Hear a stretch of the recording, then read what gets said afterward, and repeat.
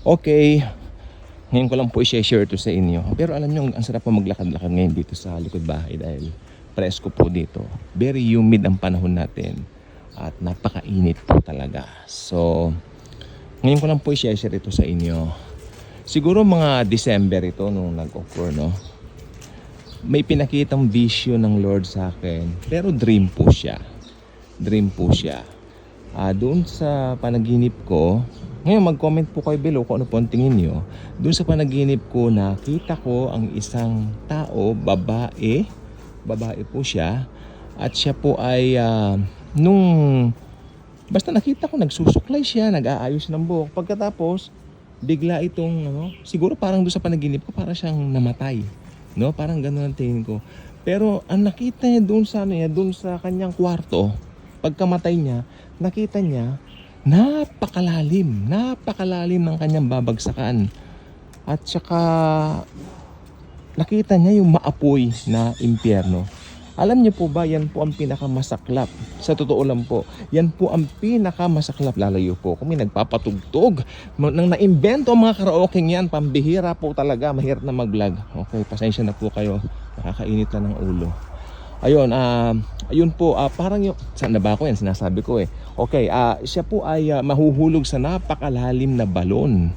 No, nakita ko po talaga doon, ang lalim po. Ayaw ko pong i-share ito sa mga vlog ko kasi hindi naman ako nakakita ng necessity of sharing. Pero lately, puro ang topic natin tungkol sa hell.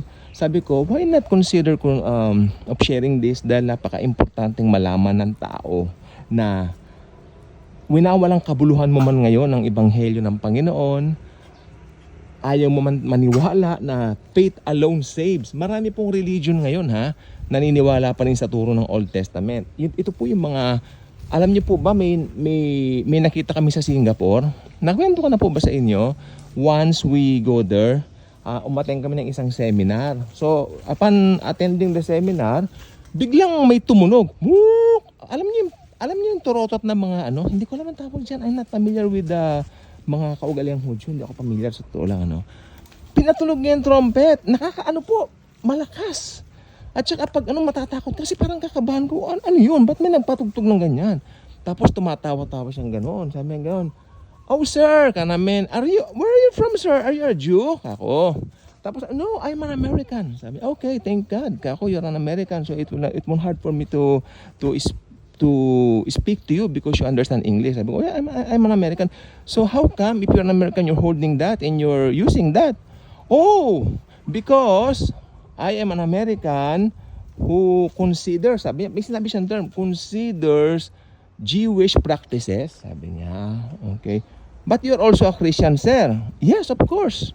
Oo, sabi nga niya sa akin gano'n, parang my interest of practicing these things comes from my being a Christian. Sabi, ibig sabihin, yung daw kanyang interest doon sa mga paggawa ng mga bagay na gano'n, nagsimula raw dahil Kristiyano siya, na-interest siya, I became interested on what Jesus is doing, we're doing nung nandito pa siya sa lupa, parang gano'n, parang gusto rin niyang i-apply. So what's that thing you're holding and you sounded it a while ago? Yes, this is may sinabi siyang term, di ko alam, malalim. Trumpet po siya na mahaba. Makikita po niya sa mga picture yung parang nakapulupot siyang ganon. I forgot the name pero sinabi niya sa amin. In-interview namin siya. American po siya. Medyo bata pa rin naman po siya. You're interested with that. Then, ayun. Hindi na po ako mibo. Alam niyo ako, hindi ako mahilig makadebate. Hindi ako mahilig makidebate. And during that time, parang conflict sa kanya kasi yung a-attendan namin na seminar sa Singapore, later on in Malaysia, kasi iba't iba po yung pupuntahan namin that time. Grace seminar yon. And then nagsuot siya ng Hudyo talaga Feeling na feeling niya. Alam niyo po ba, sabi ng kayo mga nagpipilit na gumawa ng kautusan ay hiwalay kay Kristo. At alam niyo po ba ang bunga ng hiwalay kay Kristo? Therefore, hindi ka attached kay Kristo, impyerno, hell. Yan pong nasa larawan. Ang pinakamasaklap po, ang pinakamatindi, yung binabaliwala mo yung mga nangangaral ng grace, pagkatapos malalaman mo pala na hindi pala totoo yung soul sleep na pinapaniwalaan mo, hindi pala totoo yung mga batas na mga Hudyo na pinapaniwalaan mo, Tapos nahuhulog ka na sa hell. May impyerno pala. At may kaluluwa pala.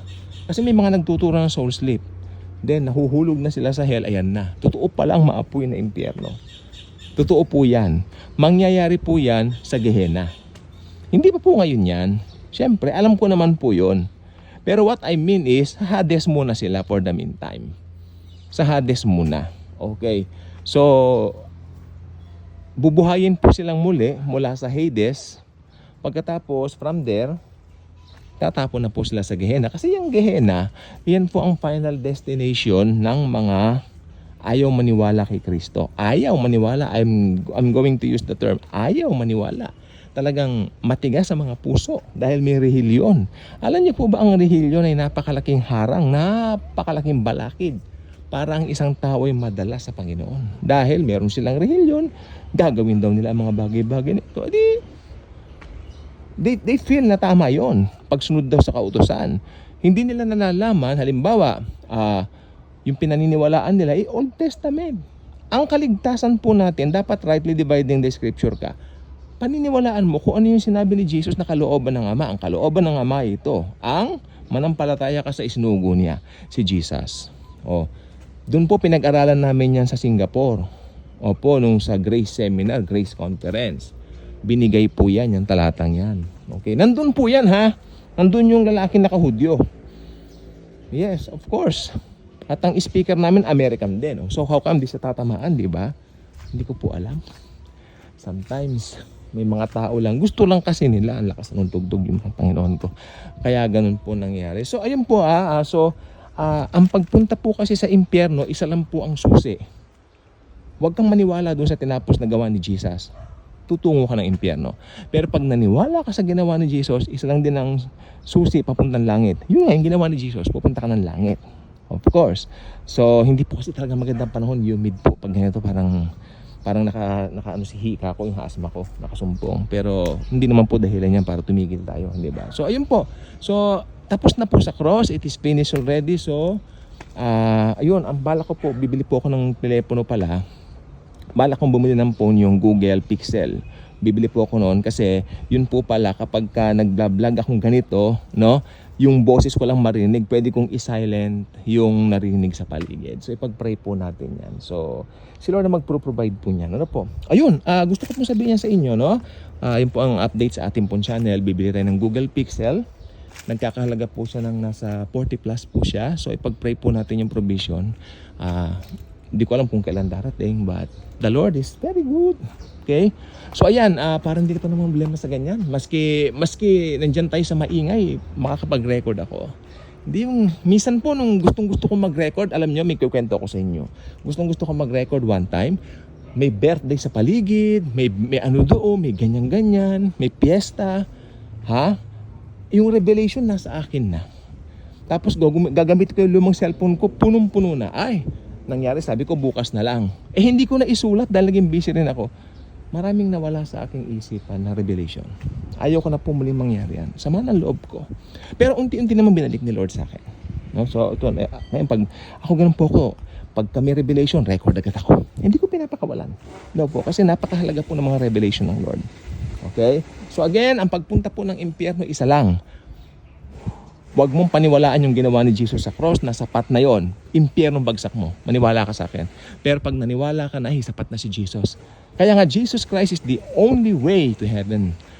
I am the way, the truth, and the life. No one cometh to the Father but by me. Yan ang sabi ni Jesus. Kaya paniwalaan natin. Bye-bye.